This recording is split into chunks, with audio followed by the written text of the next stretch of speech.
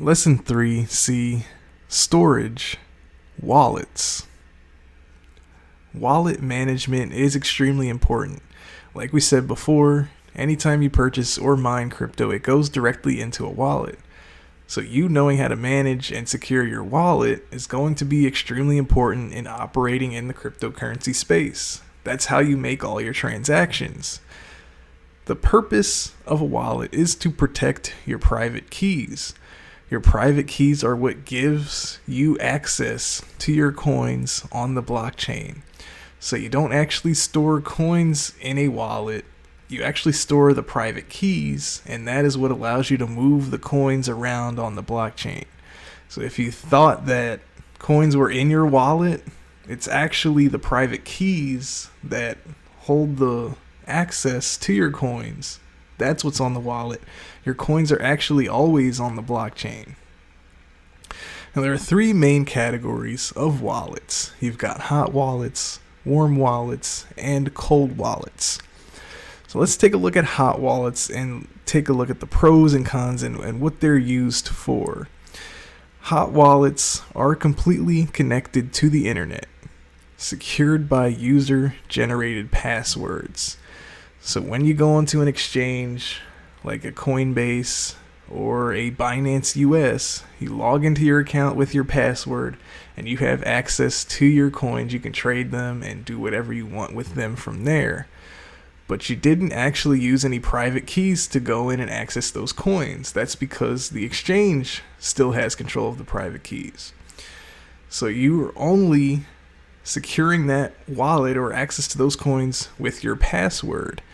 Now the pros of doing that are speed and flexibility. You just got to log in. Your password's probably saved on your browser. Just a few clicks and you can start trading your tokens.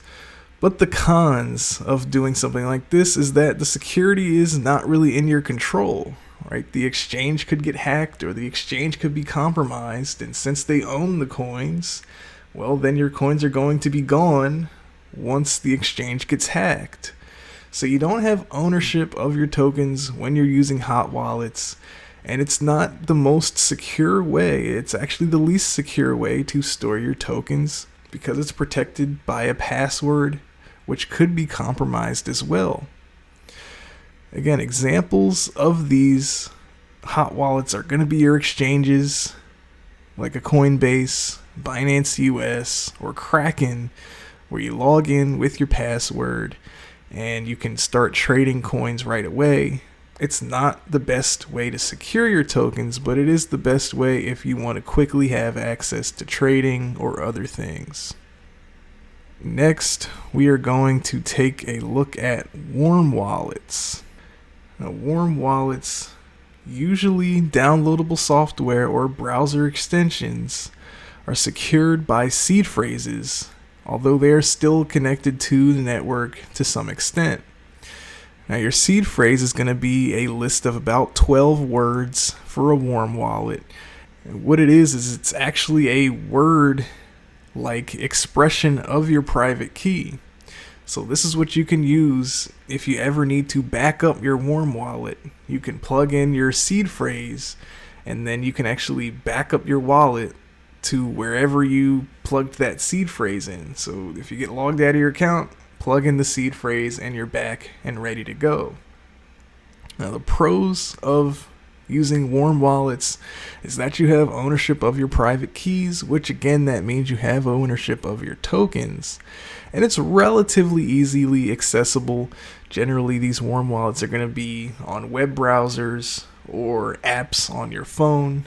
So you can connect to these pretty easy.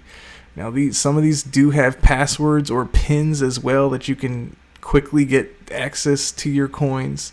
But if need be, you can back up these wallets with your seed phrase, and you can potentially make it so that you have to put your seed phrase in every time you want to log into this wallet. So it's pretty secure. Again, the cons are it's still vulnerable if not secured properly. If you leave your wallet running, someone could step onto your phone or your computer and have access. So you want to be secure in that way. But warm wallets are more secure than hot wallets because you do have ownership. And again, they do give you a seed phrase, which is your private key, so that you can control that and no one else has control of it. So examples of warm wallets are going to be MetaMask, Trust Wallet, Exodus. You're going to be able to find web extensions, browser extensions, and apps that use these warm wallets, so you can have some pretty easy access to them.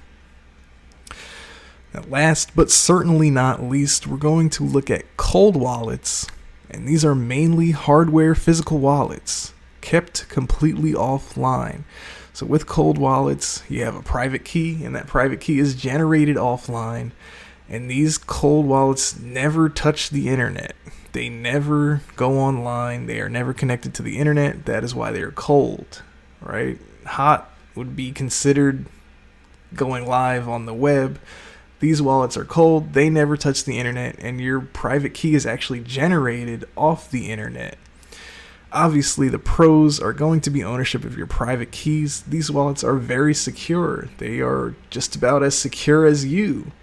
Not only can you hide these wallets so that only you know where they are, you can hide your seed phrase, make multiple copies, put it in different places, but you can also back up these wallets as well, just like you can with warm wallets. So even if you were to lose your physical wallet, you could back up that same wallet on a different device, which makes it an extremely unique application for cryptocurrency. Like when you have money or gold, yes, you can have ownership and physical security of those things, but if you were to ever lose it or have it compromised, you can't just back it up with a seed phrase. That gold and those dollars are going to be lost to whoever took it or wherever you lost it. With cold wallets, you can lose the wallet, you can throw it out, someone can steal it, but as long as they don't have your seed phrase, they can't get into it. And you can actually use your seed phrase to back up that wallet on a different device, which is something very special for cryptocurrencies and a good feature to have. Now, again, the pros are ownership and they're very secure. The cons are they're not as easily accessible.